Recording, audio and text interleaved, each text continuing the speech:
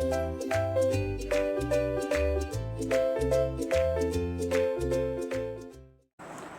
Everyone, a very good morning. कैसे हैं आप लोग?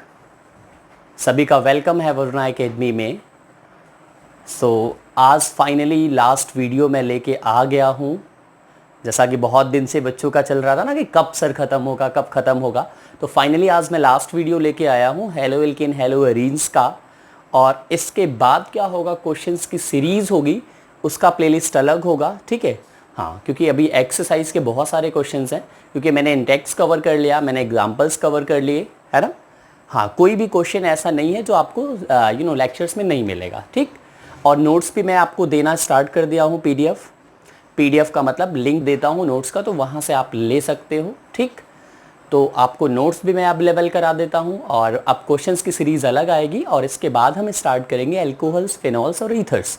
ऑर्गेनिक मिशन, ऑर्गेनिक पे पहले काम करेंगे, फिर हम देखेंगे अपने टाइम के अकॉर्डिंग, क्योंकि ऑर्गेनिक एक बहुत बड़ा पोर्शन है केमिस्ट्री का, जो कि बहुत ज़्यादा इश्यूज़ रहते हैं बच्चों के, तो इसलिए पहले मैं इसी को स्टार्ट किया हूँ, ठीक है। तो आज हम लास्ट वीडियो, है ना, फाइनली थोड़ी खुशी मिल रही होगी अंदर से कि हाँ कब ख़त्म होगा, कब ख़त्म होगा, तो आज ये लास्ट है। लेकिन इसका ध्यान देना बच्चों कि एडवांटेज बहुत मिलेगा। कैसे एडवांटेज मिलेगा? एक चैप्टर को अगर आप अच्छे से पढ़ लिए, ठीक है, तो ये चैप्टर, जैसा कि मैं बार बार एक ही चीज़ बोल रहा हूँ, आप विश्वास मानिए, और जो बाकी के जो ऑर्गेनिक चैप्टर्स हैं, आपको बहुत रिलैक्सेशन मिलेगा कि काफ़ी कॉन्सेप्ट्स आ रहे हैं, इतने वीडियोस और ऑर्गेनिक चैप्टर्स में नहीं आएंगे, ठीक। अगर मैं बात करूँ, अगर ड्यूरेशन में वही रखा तो ये होगा, ठीक है। आज का वीडियो बहुत ज़्यादा शॉर्ट नहीं, आज मैंने कंटेंट को पहले ही लिख लिया है, ठीक है। क्योंकि मैं काफ़ी थ्योरी वाला था, तो मैं कंटेंट ऑलरेडी लिख करके लाया हूँ, ताकि क्या हो, क्योंकि वीडियोस बहुत बड़े बड़े भी पढ़ चुके हैं, तो अच्छा है कि आज मैं वीडियो बहुत शॉर्ट रहेगा, ठीक है। तो स्टार्ट करिए बच्चों। हम जो हमारा लास्ट टॉपिक बचा हुआ था वो कौन सा था? पॉली हैलोजन कंपाउंड्स, ठीक है। पॉली हैलोजन कंपाउंड्स, जैसा कि मैंने बताया था आपको क्लासिफिकेशन में भी, एक से ज़्यादा अगर हैलोजन हो जाते हैं तो वो पॉली में ही चले जाते हैं, है ना। डाई हैलोजन है, ट्राई हैलोजन है, पर्टिकुलर जाओगे, जैसे ट्राई बोलोगे तो ट्राई में एक से ज़्यादा नहीं होगा, ट्राई में 3 है पक्का, डाई में 2 है। लेकिन पॉली का मतलब ही होता है, देखो मैंने लिखा भी है यहाँ पे, carbon compounds containing more than one halogen atom are said to be polyhalogen compounds. Clear? एक से ज़्यादा हेलोजन अगर होंगे तो वो पॉली हेलोजन कंपाउंड की कैटेगरी में जाएगा, ठीक है। कुछ एग्जांपल्स हैं और इन्हीं को हमको पढ़ना भी है। कुछ हम जो है, ये जो 5-6 आपके हैं, इन्हीं 6 को पढ़ना है। 6 में जो इंपॉर्टेंट है मैंने लिखा हुआ है, स्पेशली 4 पे ज़्यादा फोकस करना है, ठीक है। ये आपका है क्लोरोफॉर्म, एक है CCl4 कार्बन टेट्राक्लोराइड, फ्रियॉन, और ये आपका जो है DDT। और इन सब में सबसे ज़्यादा कौन सा है, तो इसको वेरी इंपॉर्टेंट कर सकते हो, ठीक है। बिल्कुल, आप इसको आराम से नोट्स में लिख लेना, ठीक है, पेन कॉपी लेकर के। अभी आप समझ लो क्या है, कुछ है नहीं है, एकदम थोड़ी सी थ्योरी है इसमें, देख लेते हैं, ठीक है। सबसे पहला हम कंपाउंड लेते हैं बेटा, डाईक्लोरोमीथेन, ठीक है। डाईक्लोरोमीथेन, है ना, जिसको जैसे मैथिलीन क्लोराइड आपका, ठीक है। तो डाईक्लोरोमीथेन का फॉर्मूला क्या होगा, मैं यहाँ लिख दूँ, देखो CH2Cl2, यही है आपका डाईक्लोरोमीथेन, है ना। यहाँ भी जगह है, यहाँ भी मैं लिख सकता हूँ डाईक्लोरोमीथेन। एक कार्बन 2 क्लोरीन से लगा हुआ है। अगर पोजीशन क्लियर नहीं है तो मतलब क्या है, वो फर्स्ट पे है, ठीक है। चलिए, तो डाईक्लोरोमीथेन आपका हो गया। अब इसमें है क्या, इसके कुछ यूज़ हैं, साइड इफ़ेक्ट हैं, दोनों देख लेते हैं, क्योंकि साइड इफ़ेक्ट्स भी आपको जानना ज़रूरी है। यूज करके आता है, क्वेश्चन कैसे बनता है ध्यान दो। क्वेश्चन क्या दे देगा आपका, जो है 2-3 इसमें से उठा के दे देगा और कहेगा कि इनके यूजेस लिखिए, कम से कम एक, है ना। तो आप ये कर सकते हैं। दूसरा आपका DDT से क्वेश्चन थोड़ा उठता है। फ्रियॉन के अलग से नॉमेनक्लेचर होता है, तो आप लोग अगर डिमांड करोगे तो फ्रियॉन का जो नॉमेनक्लेचर है वो मैं पढ़ा दूंगा, बट अभी कोई मतलब नहीं है, 1 नंबर में ही आता है। DDT सबसे ज़्यादा इंपॉर्टेंट है। DDT का फुल फॉर्म पूछ सकता है, DDT का यूज पूछ सकता है, DDT का स्ट्रक्चर पूछ सकता है, ठीक है। तो DDT को हम अभी देख भी लेंगे आराम से। चलिए स्टार्ट करें भाई। डाईक्लोरोमीथेन, ठीक है, मैथिलीन क्लोराइड इसी को कहा जाता है। कैसे है ये, एक सॉल्वेंट की तरीके से यूज किया जाता है, पेंट रिमूवर, है ना, पेंट रिमूवर सॉल्वेंट की तरीके से ना, पेंट को रिमूव करने में भी यूज किया जाता है, ठीक। और ध्यान दीजिए, as a process solvent in the manufacture of drugs को भी बनाने में, है ना, आपका जो है डाईक्लोरोमीथेन जो है ड्रग्स को प्रिपेयर करने में भी, है ना, एज अ प्रोसेस सॉल्वेंट कह सकते हो कि प्रोसेसिंग में एज अ सॉल्वेंट के तरीके से काम करता है। ये दो एटलीस्ट, ये देखो इंपॉर्टेंट मैंने निकाले हैं तो बहुत सारे, बट मैंने दो इंपॉर्टेंट उनमें से निकाल करके आपको दिए क्योंकि इससे ज़्यादा ज़रूरत नहीं है। ठीक है, साइड इफेक्ट्स क्या क्या है। ठीक है, साइड इफेक्ट की बात करो, ये क्या करता है, it harms the human CNS. CNS मतलब सेंट्रल नर्वस सिस्टम। सीएनएस क्या होता है, सेंट्रल। ठीक है, यहाँ पे इसका फॉर्मूला है, कहीं यहाँ लिख देता हूँ ना, CH2Cl2। ठीक है, ये हो गया। सीएनएस मतलब सेंट्रल नर्वस सिस्टम। ठीक है, आज छोटा लिखा हूं, मुझे लगता है दिख तो रहा है ना भाई। ठीक है, क्योंकि एक में ही मैंने सोचा कवर कर लूं, तो इसलिए छोटा छोटा मैंने लिखा हुआ है। आई थिंक दिखना तो चाहिए। ठीक है, पॉज करके जूम करके भी देखना तो होगा 100% क्लियर होगा, क्योंकि चीज़ें साफ लिखी हुई हैं। ठीक है, और ध्यान दो, डायरेक्ट स्किन कांटेक्ट क्या करता है, ये इंटेंस बर्निंग करता है। ठीक है, मतलब एकदम जला देगा कह सकते हो। अगर स्किन के कांटेक्ट में ये मेथिलीन क्लोराइड आएगा तो क्या करेगा, ये बर्निंग मतलब उसको जला देगा, है ना, और आपका जो है mild redness of the skin कर देगा। उसके बाद क्या हो जाएगी, थोड़ी सी आपकी स्किन जो है, थोड़ी इन द सेंस मतलब लाइट, है ना, लाइट रेडनेस, है ना, रेड आ जाएगा आपका। तो ये चीज़ आपका है। इसका दो साइड इफेक्ट आपको याद रखना है, एक तो सेंट्रल नर्वस सिस्टम को अफेक्ट करता है और एक ये हो गया। नेक्स्ट हम बढ़ते हैं ट्राईक्लोरोमीथेन। क्लियर है बच्चों, दो यूज मैंने बताया, एज अ है ना, solvent as a paint remover, solvent in the manufacture of drug. दो हमने ड्रॉबैक भी देख लिए। ठीक, सेंट्रल नर्वस सिस्टम को ये ड्रॉबैक मतलब कि ये अपसेट कर देता है, और आपका जो है क्या कहते हैं, स्किन की कांटेक्ट में आने पे इंटेंस बर्निंग, और उनको जो है रेडिश कलर का, लाइट रेडिश कर देता है, माइल्ड। ठीक है, ट्राईक्लोरोमीथेन क्या होता है, इसी को क्लोरोफॉर्म भी कहा जाता है।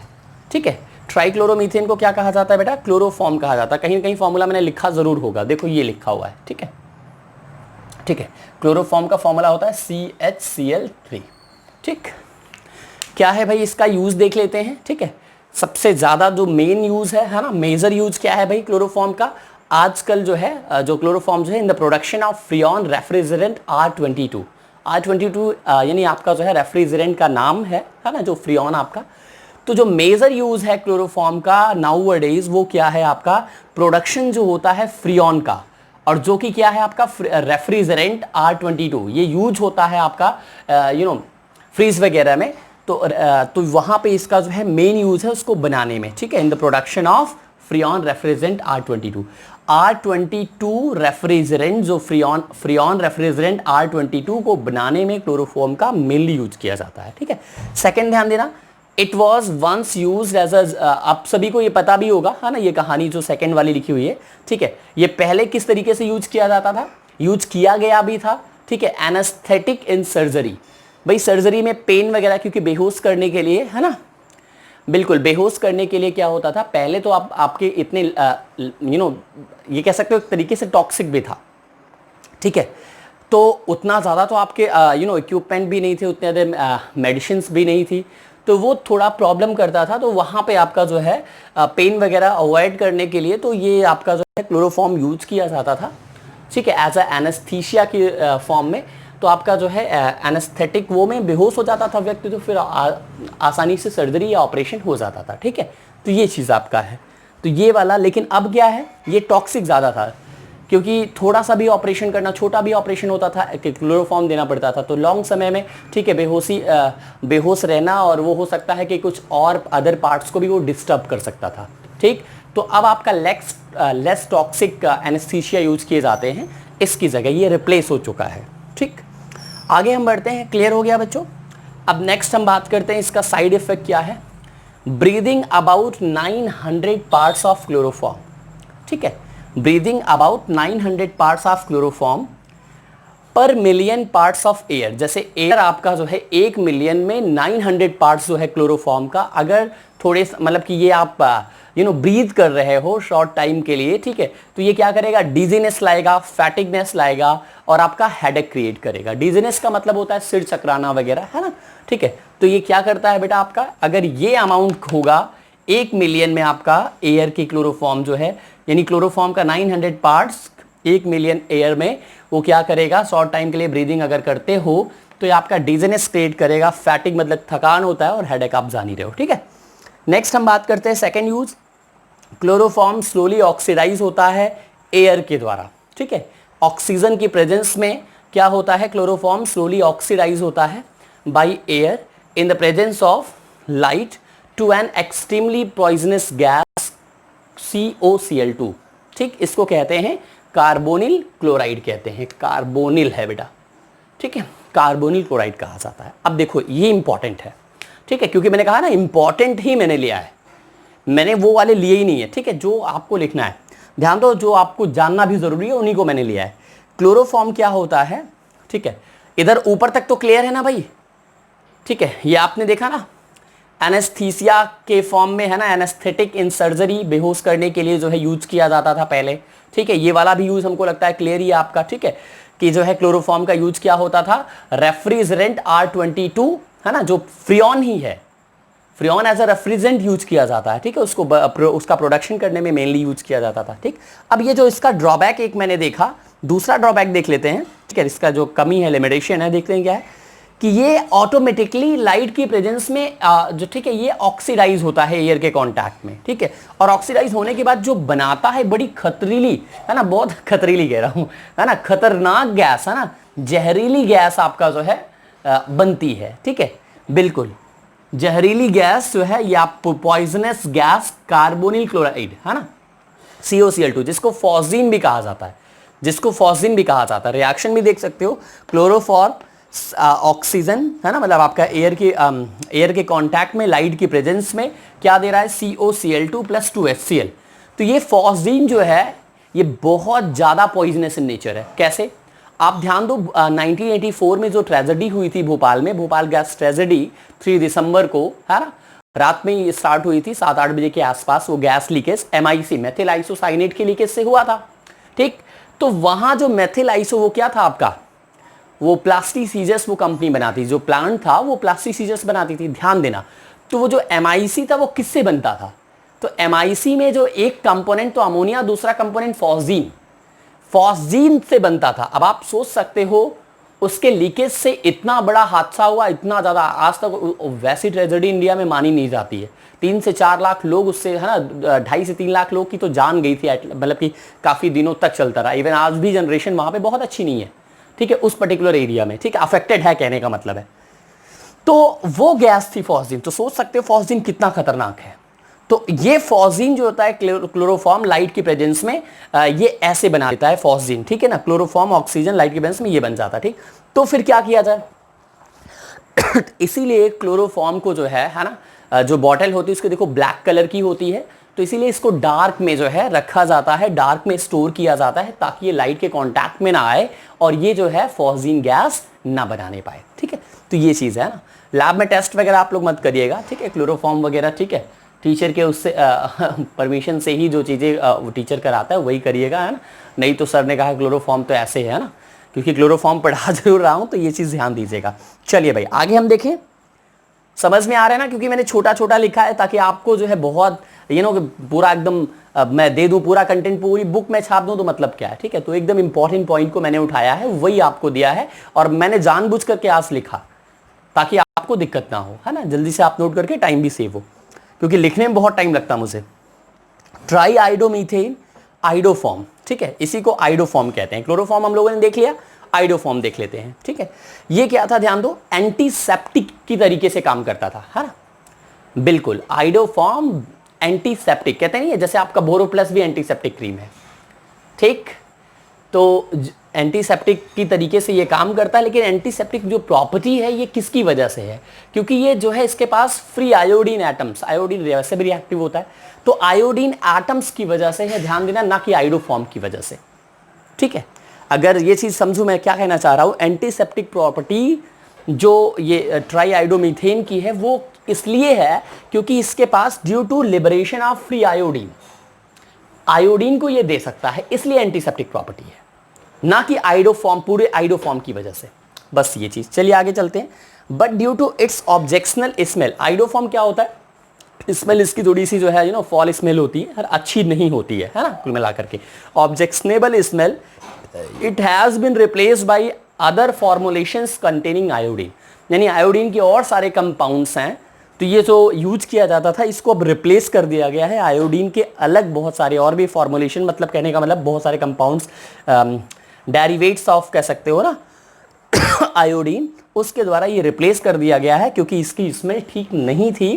पहले तो ऐसे यूज किया जाता था लेकिन अब ये नहीं यूज किया जा रहा है। रीज़न इसका क्या है आपका, क्योंकि इसकी स्मेल ठीक नहीं थी। तो फॉर्मुलेशंस कंटेनिंग आयोडीन, यानी अलग फॉर्मूले में आयोडीन जो है रहता है और वो आपका एंटीसेप्टिक के तरीके से वर्क करता है। तो बस इसमें इतना ही आपको जानना है, ठीक है। तो ये एक ड्रॉबैक भी हो गया कि यूज भी हो गया। चलिए आ जाइए, ये बहुत इंपॉर्टेंट भी नहीं है, टेट्राक्लोरोमीथेन, ये इंपॉर्टेंट है, ठीक है। नेक्स्ट क्या है बोलो भाई, टेट्राक्लोरोमीथेन। ध्यान दीजिएगा, इसमें हम बात करें ये किस तरीके से यूज किया जाता था। Use in the manufacture of refrigerants, refrigerants को बनाने में, ठीक है, सबसे ज़्यादा मेजर यूज इसमें है। और वाइडली यूज किया गया था पहले जो है क्लीनिंग फ्लूइड वगैरह, क्योंकि पहले बहुत सारे तो कंपोनेंट थे नहीं सब कुछ साफ करने के लिए कुछ भी है ना, अब तो बहुत ज़्यादा मॉडिफाइड चीज़ें हो गई, बट यूज किया गया था क्लीनिंग फ्लूइड्स, ठीक है। इवन इन द होम, घरों में भी, किस लिए बेटा, एज ए स्पॉट रिमूवर, हाँ, धब्बा वगैरह छुड़ाने के लिए भी यूज किया गया था, ठीक है। एंड और किस लिए, फायर एक्सटिंग्विशर, है ना, आग वगैरह भी बुझाने में यूज किया जा सकता था, ठीक है, किया भी गया था, ठीक है। तो ये तीन आपके जो है देखो एज अ रेफ्रिजरेंट हो गया, मैन्युफैक्चर मतलब कि रेफ्रिजरेंट को बनाने में, ठीक। और आपका क्लीनिंग फ्लूइड हो गया, घर पे स्पॉट रिमूवर और फायर एक्सटिंग्विशर, ये कुछ यूजेस आप इस टेट्राक्लोरोमीथेन का इंपॉर्टेंट यूज है, ये आप लोग जानते रहिए। साइड इफेक्ट्स क्या क्या थे, मोस्ट कॉमन इफेक्ट तो यही था, डिजीनेस, वही फिर से सिर चकराना है ना, लाइट हेडेक, लाइट हेडेक का मतलब आपका थोड़ा सा मतलब कह सकते हो हेडेक भी जो है, हेडेडनेस, ठीक है ना, वही आपका डिजीनेस से ही है, ये भी रिलेटेड, ठीक है। हेडेडनेस है आपका, ये भी डिजीनेस ही है कह सकते हो, ठीक है। नोजिया, नोजिया क्या होता है, नाक वगैरह जाम हो जाए, कोल्ड वगैरह हो जाए कस के, वही आपका नोजिया है। एंड वोमिटिंग, है ना, वो वोमिट भी आती है, ठीक। तो ये कुछ कॉमन इसके जो है ये साइड इफेक्ट्स थे जिसकी वजह से डिजीनेस भी हो सकता था, लाइट हेडनेस हो सकता था, नोजिया, वोमिटिंग, और which can cause permanent damage to nerve cells, जिसकी वजह से जो नर्व सेल्स थी, अगर ये सब हो रहा है तो वो परमानेंटली डैमेज हो सकती थी। तो ये एक बड़ा ड्रॉबैक हो गया, ठीक। दूसरा ध्यान दो, ये मैंने और भी एक इंपॉर्टेंट लिखा हुआ है, ठीक है, मैंने एकदम छाट करके, और जो आपको पढ़ना भी चाहिए उसी को आपको मैंने लिया है। When CCl4 is released into the air, it rises to the atmosphere and depletes the ozone layer. जो CCl4 है एयर में जब एक्सपोज होगा तो क्या होगा बेटा, एटमॉस्फेयर में जाएगा। और आपको पता है कि स्ट्रेटोस्फीयर में एक स्फीयर आपके है, कुछ पर्टिकुलर एरिया है, मतलब रेंज को कहते हैं ओजोनोस्फीयर। स्ट्रेटोस्फीयर में, ठीक है, क्या है आपका, स्ट्रेटोस्फीयर में ही कुछ रेंज को कहते हैं ओजोनोस्फीयर। उस ओजोनोस्फीयर में ओजोन लेयर पाई जाती है। तो ये अगर एक्सपोज होगा एयर में कौन, CCl4, तो ये क्या करेगा आपका, ये एटमॉस्फेयर वहां रिएक्ट करेगा और ये क्या करेगा आपका, ओजोन को डिप्लीट करेगा, ओजोन होल बनाएगा, ओजोन को थिन करेगा, ठीक। तो ओजोन डिप्लीट होगा तो क्या होगा, हार्मफुल रेजेस आएंगी। हार्मफुल में क्या होता है, जैसे UVA, UVB, तो आपके अल्ट्रावायलेट जो रेजेस हैं वो हार्मफुल रेजेस हैं, वो क्या होंगी, वो पेनिट्रेट करके आसानी से आ पाएंगे, क्योंकि आपका जब ओजोन थिन हो चुका है ना, डिप्लीट हो चुका है, तो आसानी से आएंगे। अब वो अगर आएंगे तो स्किन कैंसर हो गया, बहुत सारी तरीके की जो है ना, आपका जो है सेंट्रल नर्वस सिस्टम भी डिस्टर्ब होगा, तो बहुत सारी प्रॉब्लम क्रिएट होती है। तो इसलिए ये एक और इसका ड्रॉबैक है। तो दोनों क्लियर हो गया। पहला तो एक कॉमन है, नोजिया, हेडेडनेस, हाँ हेडेडनेस आपका जो है, डिजीनेस, वॉमिटिंग, ये सब हो गया। और एक आपका ये मैंने बता दिया जिसकी वजह से नर्व सेल्स वगैरह डैमेज होता है। दूसरा हमने क्या बता दिया कि ये जो है एयर में एटमॉस्फेयर से रिएक्ट करके क्या करती है, ओजोन को डिप्लीट करती है, ठीक है, जिसकी वजह से क्या होता है ये भी मैंने बताया कि यूवी रेज आएंगी, फिर क्या होगा, स्किन कैंसर वगैरह, स्किन बर्निंग वगैरह होगी। चलिए भाई फ्रियॉन्स की बात कर लेते हैं। फ्रियॉन्स क्या है, पहली चीज तो आपको जानना है फ्रियॉन की, फ्रियॉन किसे कहते हैं, ठीक। तो the chlorofluorocarbons, carbon compounds of methane, ठीक है, फिर से बोलूं, क्लोरोफ्लोरो, है ना, compounds of, chlorofluorocarbon compounds of methane is known as, क्या बोलते हैं, फ्रियॉन बोलते हैं, ठीक, लिखा हुआ है।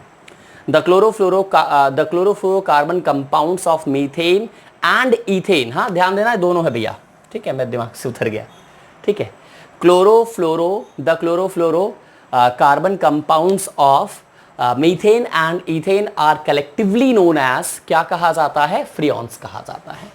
इनकी प्रॉपर्टीज देख लेते हैं भाई, लिमिटेशन भी है, ठीक है, प्रॉपर्टीज पहले देखते हैं। दे आर एक्सट्रीमली स्टेबल, ठीक है, बहुत ही स्टेबल होते हैं। क्लियर हो गया। इथेन और मीथेन के जो क्लोरोफ्लोरो कंपाउंड्स होते हैं, इसीलिए तो इनकी नेमिंग भी होती है, ठीक है। क्लोरोफ्लोरो कंपाउंड्स होते हैं, इन्हीं को क्या कहा जाता है, फ्रियॉन्स कहा जाता है। ये बहुत स्टेबल होते हैं, अनरिएक्टिव होते हैं, नॉन टॉक्सिक होते हैं, नॉन कोरोसिव होते हैं। 4 प्रॉपर्टीज मैंने लिखाया, extremely stable, unreactive, non toxic, non corrosive. Non corrosive का मतलब ये बहुत नुकसान नहीं पहुंचाते हैं ना, ऐसा मतलब कि जैसे H2SO4 के कोरोसिव इन नेचर है, ये चीज हो गया। एंड इजिली लिक्विफिएबल गैस, और ये आसानी से लिक्विफाई हो सकते हैं, ठीक। तो नॉन टॉक्सिक है ना, और आपका जो है नॉन टॉक्सिक हो गया, इजिली लिक्विफिएबल हो गया, स्टेबल हो गया, अनरिएक्टिव हो गया, ठीक। और आपका जो है ये इतनी प्रॉपर्टीज आपका नॉन कोरोसिव हो गया। ये सारी प्रॉपर्टीज होगी फ्रियॉन की। फ्रियॉन 12 क्या होता है, ये सबसे कॉमन माना जाता है, याद रखना। फ्रियॉन 12, फ्रियॉन 13 भी होता है, 11 भी होता है।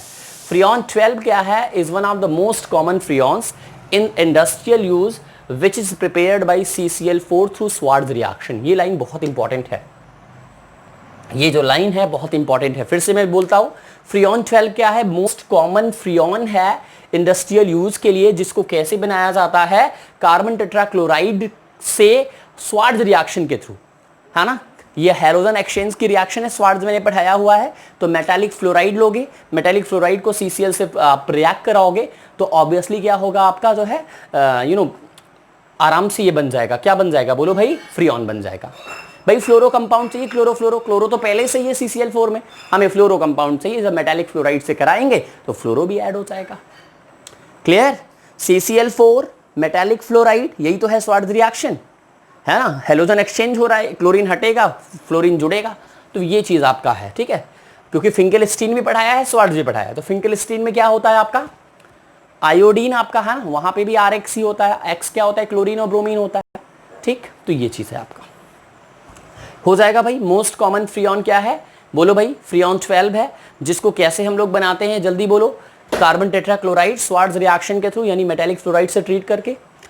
अब ध्यान दो, उसके बाद it is made for refrigeration and AC। ये किस लिए बनाया जाता है ना, एज अ रेफ्रिजरेंट भी काम करता है, और AC एयर कंडीशन वगैरह में भी, है ना, कूलिंग वगैरह के लिए यही आपका होता है, ठीक है। तो एज अ रेफ्रिजरेंट और AC में भी यूज किया जाता है। चलो भाई आगे, लिमिटेशन इसकी कमी देखते हैं। Freon is able to initiate radical chain reaction that can upset the natural. बहुत इंपॉर्टेंट है ये वाला लिमिटेशन, सबसे बड़ा इसका ड्रॉबैक क्या है, ध्यान दो। फ्रियॉन क्या होता है, एक आपका जो आपका जो है ये रिएक्शन, तो यहाँ पे मैंने नहीं दिया है, बट इसका रिएक्शन इंपॉर्टेंट है, यहाँ के पॉइंट ऑफ व्यू से नहीं, बोर्ड के पॉइंट ऑफ व्यू से नहीं, आपको जानना जरूरी है, ठीक है। तो चलो ठीक है, इसको हम देख लेंगे फिर कभी किसी लेक्चर में, ठीक है। अभी लेकिन बहरहाल इसको कंप्लीट कर दें।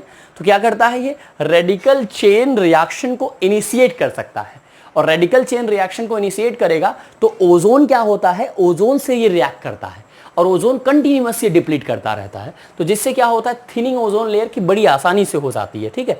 और वो हमारे लिए बहुत, that can upset the natural ozone balance. जो नेचुरल मतलब अपने आप से ओजोन बढ़िया फिट है ना, यूवी रेट को जो है क्या कर रहा है, फिल्टर करके भेज रहा है, वहां पे हार्मफुल रेजेस फिल्टर हो जा रही है, और जो रेट चाहिए वही आ रही है, ठीक। तो जब वो अपसेट हो जाएगा, जब कहने का मतलब रेडिकल आपका इनिशिएट हो जाएगा रेडिकल, तो क्या होगा, प्रोपागेट होगा, क्योंकि 3 स्टेप होते हैं, इनिशिएशन, प्रोपागेशन, टर्मिनेशन। टर्मिनेट तो हो नहीं रहा है, तो अगर एक बार अगर रेडिकल चेन इनिशिएशन हो गया, तो वो क्या करेगा, वो कंटिन्यूअसली क्या होगा, रिएक्ट करता जाएगा, चेन प्रोपागेट होती जाएगी। ओजोन क्या होगा, ओजोन कैसे रिएक्ट करेगा, O3 देगा O2 + O, तो वो लगातार O2 + O, oxygen plus nascent oxygen, वो रिएक्ट करता रहेगा, तो ओजोन आपका डिप्लीट होता जाएगा। तो सबसे बड़ा ड्रॉबैक फ्रियॉन का यही है।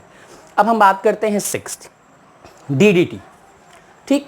DDT क्या है बच्चों, पहली चीज तो उसका फुल फॉर्म जानिए, है ना। फुल फॉर्म क्या है, para dichlorophenyl trichloroethane.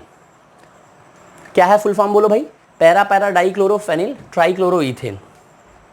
It was the first chlorinated organic insecticide used as insecticide, याद रखना, पहला क्लोरीनेटेड ऑर्गेनिक इंसेक्टिसाइड्स था, याद रखना बच्चों, ठीक। पहला क्लोरीनेटेड ऑर्गेनिक इंसेक्टिसाइड्स, ठीक है बच्चों, समझ में आ रहा है ना। पहला क्लोरीनेटेड ऑर्गेनिक इंसेक्टिसाइड्स। इंसेक्टिसाइड्स क्या होते हैं, जो इंसेक्ट को किल करें, वही इंसेक्टिसाइड है, ठीक। अब इसकी कमी क्या थी, ध्यान देना, it was discovered to have a high toxicity towards fish. अब मैं आपको बता दूं इंपॉर्टेंट चीज आपका, इसमें पहले चीज तो मैं खुद से कुछ बताता हूं, ठीक है, जो लिखा है वो तो आपको लिखना ही है, ठीक है। और समझिए डीडीटी क्या था आपका जो है बेटा, ये पहला क्लोरीनेटेड आपका इंसेक्टिसाइड था, ठीक। इसका स्टार्टिंग में खूब तेजी से यूज हुआ 1940 में, हाँ लेट 1940 में खूब यूज हुआ।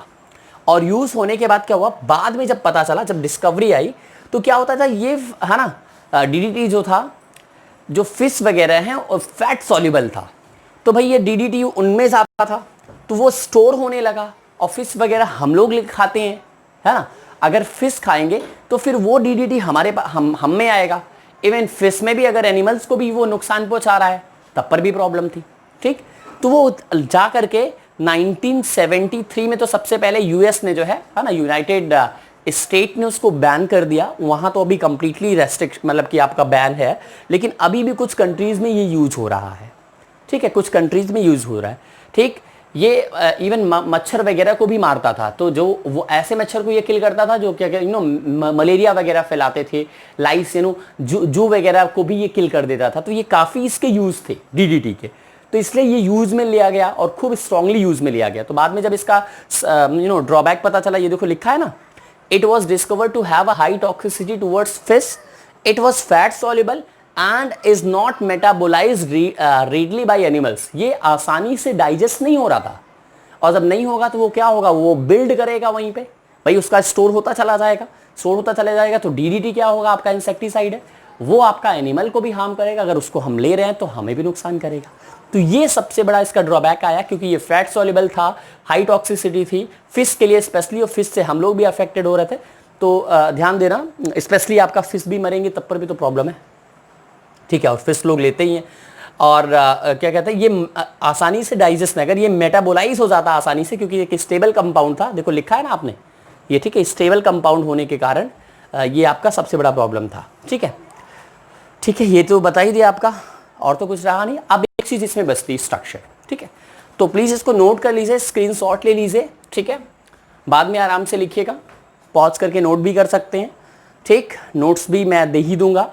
समझ में आया बच्चों, डीडीटी क्यों बैन किया गया, डीडीटी था क्या, यूज कैसे है इसका, इंसेक्टिसाइड के तरीके से वर्क करता है, मॉस्किटोज वगैरह को भी किल करता था, ठीक, स्पेशली जो मलेरिया फैलाते थे उन मच्छरों को। तो ये इसका स्ट्रक्चर हम जल्दी से बना देते हैं, ठीक है। हो गया, कुछ और तो नहीं बच रहा है ना भाई, फर्स्ट क्लोरीनेटेड ऑर्गेनिक्स इंसेक्टिसाइड, ठीक है, क्योंकि लिख दिया हूं तो मैं जैसे ज़्यादा इसी से बताने की कोशिश कर रहा हूं, ठीक है, हाँ ठीक है। डीडीटी हम लोगों को कैसे अफेक्ट किया, क्लियर है ना, फिश से हम इस तरीके से, ठीक है, कहीं भी एनिमल को भी करे अगर वो कुछ प्रॉब्लम है तो, ठीक है। चलिए जल्दी से देख लेते हैं स्ट्रक्चर हम।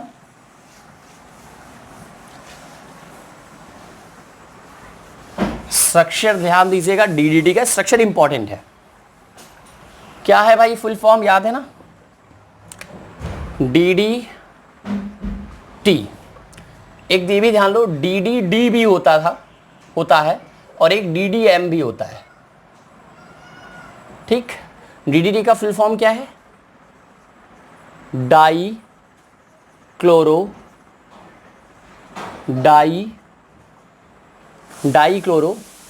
है ना, ये पीपी रहेगा, ध्यान देना बेटा, पैरा है ना, स्मॉल ही रहेगा ये, ठीक है, para die chloro, diphenyl, trichloro ethane, ठीक। सब कुछ ध्यान दो। अब सेम, अब यहां पे पहले स्ट्रक्चर बना लिया था, इथेन मतलब 2 कार्बन, यहीं से शुरू करो लास्ट से, इथेन 2 कार्बन, डाईफेनिल है, चलो भाई डाईफेनिल किसी एक पे बना सकते हो, ये डाईफेनिल हो गया। अब इसके रिस्पेक्ट में पैरा पोजीशन कौन सी होगी, यही होगी भाई, ये की हुआ तो ये पैरा हो जाएगा, यहां पे भी क्लोरीन, यहां पे भी क्लोरीन, ठीक है। और ट्राईक्लोरो है, तो ट्राईक्लोरो अगर पोजीशन नहीं दिया हुआ है तो इसका मतलब किसी एक पे है, फर्स्ट पे है, ठीक।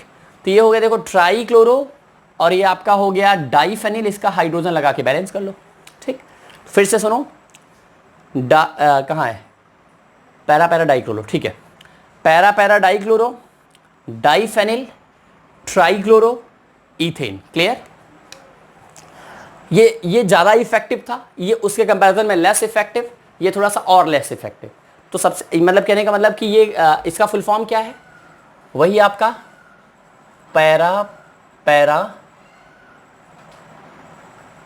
ठीक है ना, पैरा डाइक्लोरो, यहां पे ये लगा दीजिए hyphen, dichloro, para dichloro, diphenyl dichloro ethane. ठीक है, इसका स्ट्रक्चर क्या हो जाएगा, इसका यूज वगैरह मत जानो, बस ये आपका यूज सेम ही है, बस आपका लेस टॉक्सिक हो गया। ठीक है, क्योंकि आपका जो है यहां पे डाइक्लोरो हो गया। देखो, पैरा डाइक्लोरो डाइफेनाइल डाइक्लोरो इथेन, तो क्या हो जाएगा, इथेन मतलब 2 कार्बन। ठीक, ये हो गया आपका इथेन। ठीक है, इथेन के बाद डाइफेनाइल हो गया, पैरा पे 2 क्लोरीन लग गए। ठीक, और यहां पे 2 ही क्लोरीन चाहिए। जो आपने ट्राइक्लोरो लिखा था वो डाइक्लोरो हो गया, और यहां पे क्या हो जाएगा, ठीक है, वही चीज आपका है, पैरा डाइक्लोरो डाइफेनिल मोनोक्लोरो। ठीक है, M stand for monochloro ethane. क्यों भाई, सिंपल ही तो है, सब एक ही तो बन रहा है। ठीक है, तो इसका भी स्ट्रक्चर देख लो, इथेन हो गया, फेनिल ग्रुप हो गया। ठीक, ये 2 पैरा पे क्लोरीन लग गया, ये H हो गया, मोनोक्लोरो मतलब 1 क्लोरीन, बाकी 2 हाइड्रोजन। ठीक, DDM DDT। ठीक, तो ये आपका जो है सब इंसेक्टिसाइड है, बस आपका ये इसकी ये इफेक्टिव, ज़्यादा इफेक्टिवनेस, इसका इफेक्टिवनेस कम था। ठीक, अब इसके बाद आपका ये चैप्टर खत्म हो गया, तो अब आप लिख लीजिए द एंड। खुद से क्वेश्चन लगाते रहें। ठीक है, एंड भी कर दें कैपिटल। हाँ चलो भाई, कर दिया। ठीक है, ये चैप्टर आपका हमारी तरफ से, इसको इसमें नोट कर लीजिए। ठीक, हमारी तरफ से ये चैप्टर खत्म। कोई क्वेश्चन है, क्वेश्चन लगाते रहें, और भी जो है एक्सरसाइज हो गया, इवन एडिशनल क्वेश्चन भी सॉल्व कर पा रहे तो करिए। कोई क्वेरी है तो आप निश्चित कमेंट बॉक्स में डालिए, अपना सपोर्ट भी देते रहिए, और thank you very much. Will meet you in the next video with new content. Thank you.